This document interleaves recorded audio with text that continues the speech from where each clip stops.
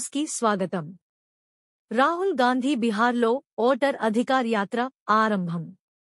కాంగ్రెస్ అగ్రనేత ఎంపీ రాహుల్ గాంధీ మరోసారి ప్రజల మధ్యకి రానున్నారు. నేటి నుంచే ఆయన బిహార్లో ఓటర్ అధికార్ యాత్రను ప్రారంభించనున్నారు. ఈ యాత్ర ససరాం నుంచి మొదలై 16 రోజుల పాటు 25 జిల్లాల మీదుగా దాదాపు 1300 కిలోమీటర్లు మేర సాగనుంది. రాహుల్ గాంధీ యాత్ర ప్రత్యేకత ఏమిటంటే ఇది పూర్తిగా ఒక వ్యక్తి, ఒక ఓటు అనే నినాదంపై ఆధారపడి ఉంది. ప్రజాస్వామ్యంలో ప్రతి పౌరుడికి సమాన ఓటు హక్కు ఉండాలని, దానిని రక్షించడం ప్రతి రాజకీయ పార్టీ బాధ్యత అని ఆయన చెబుతున్నారు. ఈ యాత్ర ద్వారా బిహార్లోని ప్రజలకు ఓటు హక్కు ప్రాముఖ్యతను తెలియజేయడమే లక్ష్యంగా పెట్టుకున్నారు.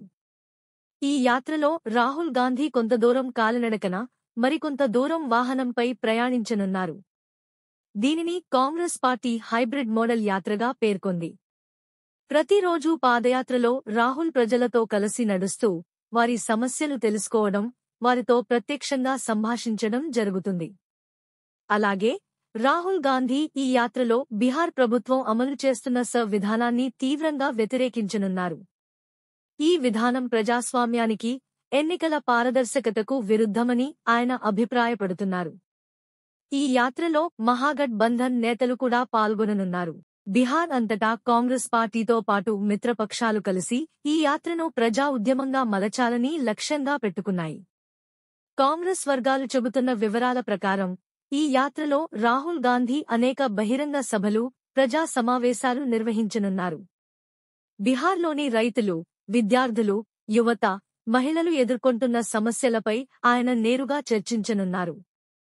రాహుల్ గాంధీ ఇటీవల చేసిన భారత్ జోడో యాత్ర మరియు భారత్ జోడో న్యాయ్ యాత్ర తర్వాత చేపడుతున్న ఈ ఓటర్ అధికార్ యాత్ర మరోసారి రాజకీయ వర్గాల్లో చర్చనీయాంశంగా మారింది.